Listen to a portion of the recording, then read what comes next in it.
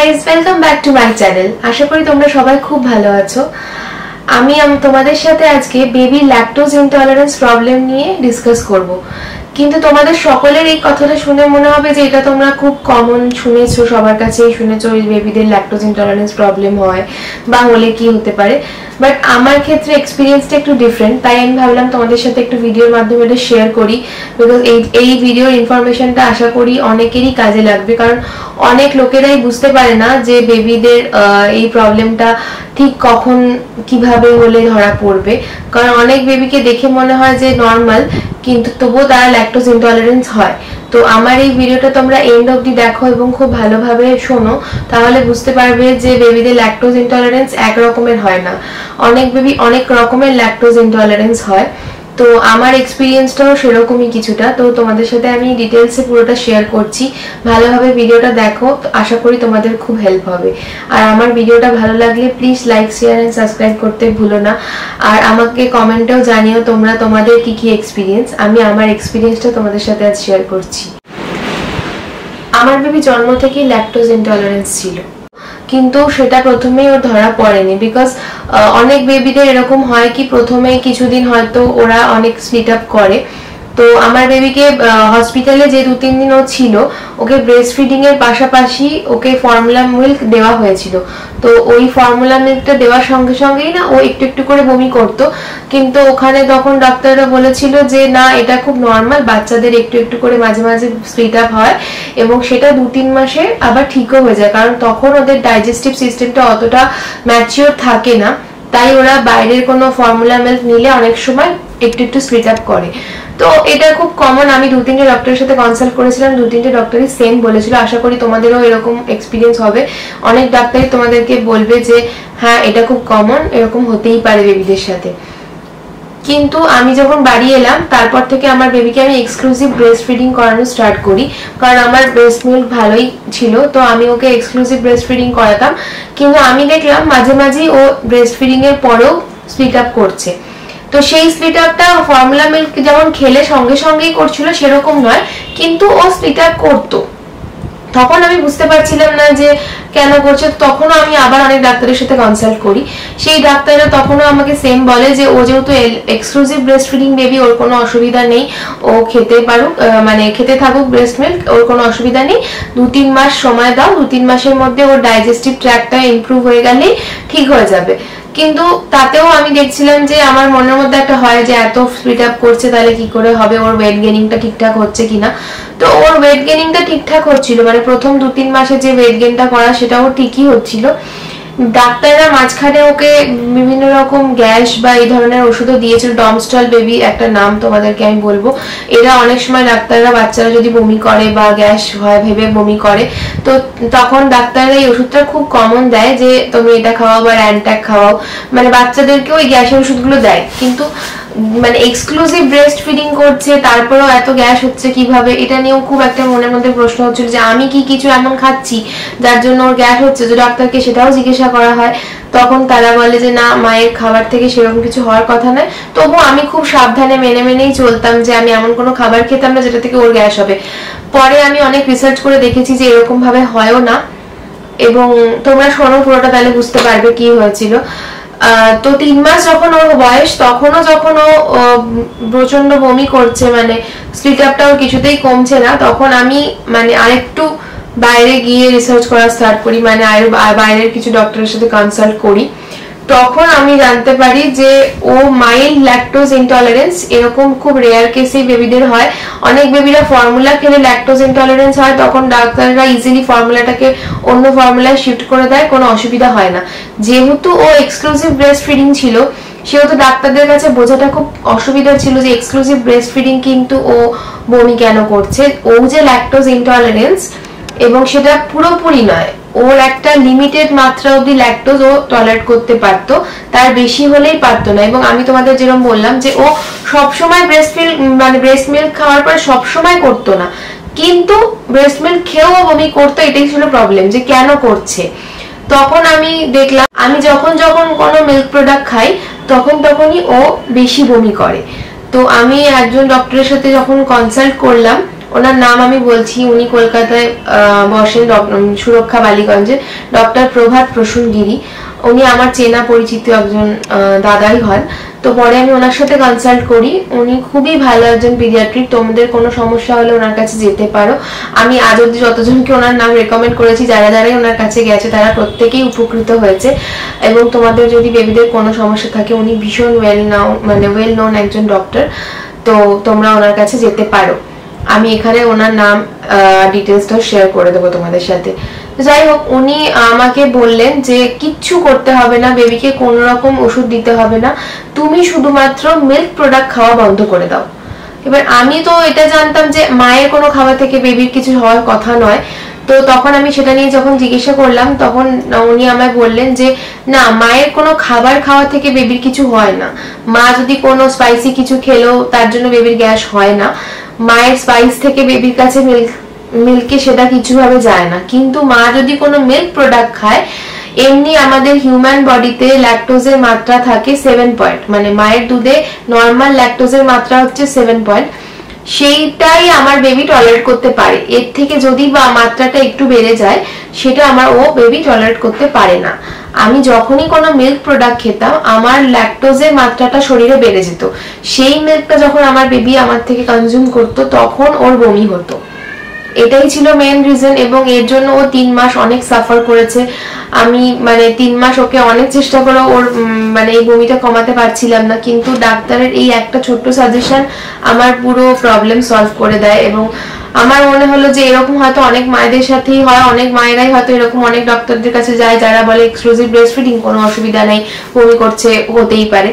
কিন্তু একটা ছোট্ট কথা যদি তারা বলে দেয়, বা অনেক এই জানে না, তারা যদি এই ছোট্ট কথাটা জেনে যায়, তাহলে হয়তো সেই ছোট্ট বাচ্চাগুলো এতটা কষ্ট পায় না। কারণ ওরা যখন বমি করে দেখতেও ভীষণ কষ্ট লাগে। এবং মায়েদের তো কি হয় সেটা আমি তো বুঝতেই পারি, যে বাচ্চা খাচ্ছে কিন্তু বমি করে ফেলছে, বারবার খাচ্ছে বারবার বমি হয়ে যাচ্ছে, এটা তো খুবই কষ্টকর একটা ব্যাপার। তো আমার এটার জন্য ভীষণ মনে কষ্ট হতো যে ওর এতটা কষ্ট, আমি কিছু করতে পারছি না, নিজেকে খুব অসহায় ফিল হতো। তারপরে যখন ওর 4 মাস বয়স, তখন থেকে ওর এই প্রবলেমটা একদম চলে যায়। তো এই একটা জিনিস তোমরা করে দেখো। এরপর ফর্মুলা মিল্কের কথাতে আসি। আমাদের দেশে স্পেশালি ইন্ডিয়াতে লো ল্যাক ফর্মুলা খুব রেয়ার আছে, 2-1টা ব্র্যান্ডেরই পাওয়া যায়। যেসব বেবিদেরই ল্যাকটোজ প্রবলেম থাকে তাদেরকেই ডাক্তাররা সিমিল্যাক টোটাল কমফোর্টের একটা ফর্মুলা খাওয়ানোর জন্য সাজেস্ট করে। সেই ফর্মুলাটা যারা ছোট থেকে খায় তারা ইউজ টু হয়ে গেলে হয়তো খায়, কিন্তু যেসব বেবিরা ব্রেস্ট মিল্ক খেয়ে অভ্যস্ত বা অন্য ফর্মুলা থেকে শিফট করছো তোমরা, তারা এটা খেতে পারে না। বিকজ এটা আমি পার্সোনালি নিজে টেস্ট করেও দেখেছি। আমার বেবিকে আমি একটাই ফাইল কিনে খাওয়ানোর চেষ্টা করেছিলাম, তোমাদের সাথে আমি দেখাচ্ছি। এটা হচ্ছে সিমিল্যাক টোটাল কমফোর্টের বাক্স। এটা আমার বেবি কিছুতেই খায়নি, আমি ওকে কোনোদিনই ফর্মুলা খাওয়াইনি। কারণ ওকে আমি এক্সক্লুসিভ ব্রেস্ট ফিডিং 6 মান্থ অবধি করিয়েছিলাম। আমি যেহেতু অ্যাজ এ ফটোগ্রাফার বাইরে কাজ করতেও অনেক সময় যেতাম, তো আমি 6 মান্থ ছুটি নিতে পেরেছিলাম, কিন্তু সবসময় তো সেটা সম্ভব না। তো কিছু কিছু সময় আমাকে বাইরে তো যেতেই হতো, এবং ওকে আমি সঙ্গে করে নিয়ে গেলেও বাইরে অনেক সময় আমাদের একটা ফর্মুলা মিল্কের সাপোর্ট থাকলে মনে হয় ভালো হয়। তো সেই হিসাবে আমি ডাক্তারকে জিজ্ঞাসা করেছিলাম যে কি ফর্মুলা ওকে দিতে পারি যেটাতে ওর কোনো সমস্যা হবে না। তো ডাক্তার তো প্রথমে রেকমেন্ড করতে চাইছিল না।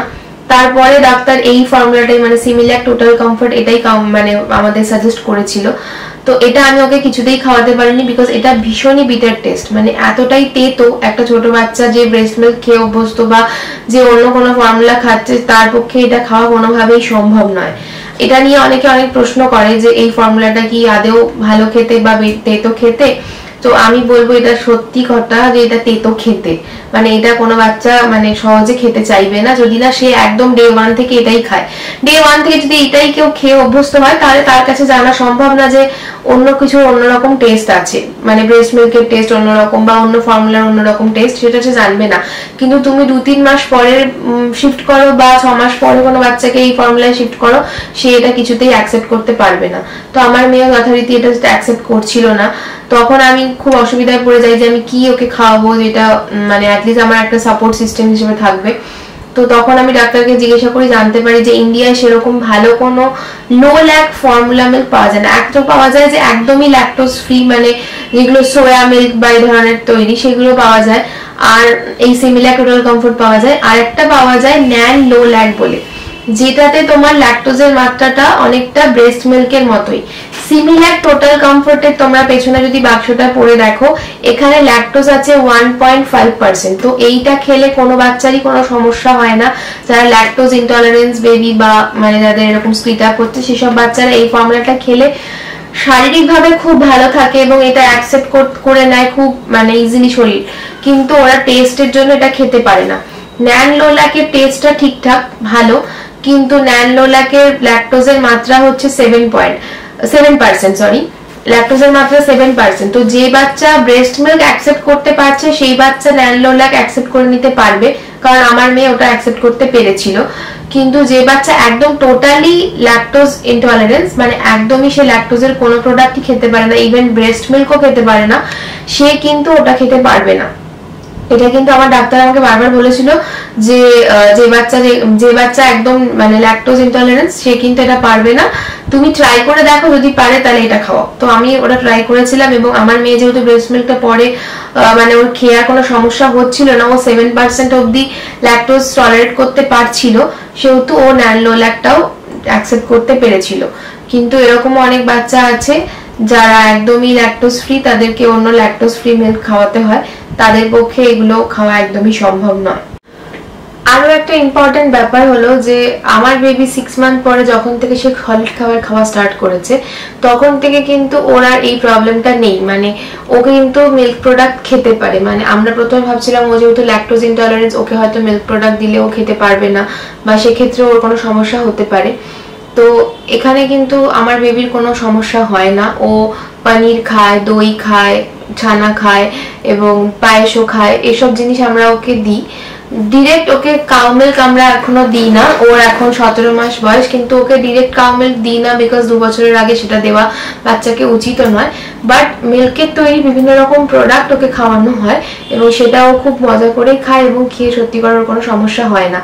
এই ভিডিওটা বানানোর আরো একটা উদ্দেশ্য এটাই যে অনেক বেবিদের ল্যাকটোজ ইনটলারেন্স এমনও থাকে যারা বড় হয়েও ল্যাকটোজ প্রোডাক্ট অ্যাকসেপ্ট করতে পারে না, কিন্তু অনেক বেবিদের এরকমও প্রবলেম থাকে যারা মাইল্ড ল্যাকটোজ ইনটলারেন্স, তারা কিন্তু পরে মানে এটাকে ঠিক করে নেয়, অ্যাডাপ্ট করে নেয়, এবং তাদের ডাইজেস্টিভ সিস্টেমটা ঠিক হয়ে যাওয়ার পরে তারা কিন্তু ল্যাকটোজ খাবার খেতেও পারে, এবং সেটাতে তাদের কোনো সমস্যা হয় না। আমার ক্ষেত্রে এটাই ছিল যে আমার বেবি মাইল্ড ল্যাকটোজ ইনটলারেন্স ছিল, তাই ও পরে ল্যাকটোজ খাবার সবকিছুই অ্যাকসেপ্ট করতে পারে, মানে যেগুলো দুধের জিনিস সবকিছুই ও অ্যাকসেপ্ট করতে পারে, ওর কোনো সমস্যা হয় না। কিন্তু অনেক বাচ্চারা সেটা পারে না। তো তোমরা এটা একটু বোঝার চেষ্টা করো যে বাচ্চাকে তোমরা দিতে থাকবে, মাঝে মাঝে একটু একটু করে বাচ্চাকে না দিলে বোঝা যায় না যে বাচ্চা কোন জিনিস টলারেট করতে পারছে আর পারছে না। তো আমি যেমন 6 মান্থের পর থেকে ওকে একটু একটু করে, প্রথম দিনে অনেকটা দিইনি, প্রথম দিন একটু করে পনির, একটু করে ছানা, একটু করে দই, এগুলো দেওয়ার চেষ্টা করতাম, যে আমি দেখতাম ও কিভাবে রিয়াক্ট করছে, ও শরীর কিভাবে নিতে পারছে সেটা। তো যখন থেকে ও নিতে পারছিল একটু একটু করে, তখন থেকে আমরা ওটা আস্তে আস্তে পরিমাণ বাড়ানো স্টার্ট করি। তো এটাতে আমার কোনো সমস্যা হয়নি।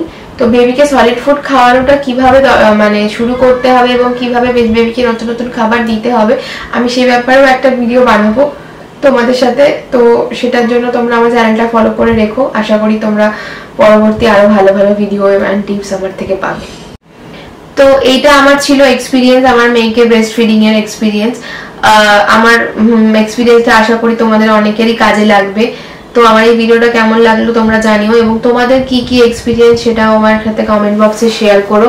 আর আমার ভিডিওটা ভালো লাগে লাইক, শেয়ার, সাবস্ক্রাইব করো, এবং আমার বেল আইকনটা প্রেস করে রাখো, যাতে এরকম ইনফরমেটিভ ভিডিও আমি আরো বানালে তোমরা সেই ভিডিওগুলো নোটিফিকেশন পেয়ে যাও এবং দেখতে পারো। Thanks for watching.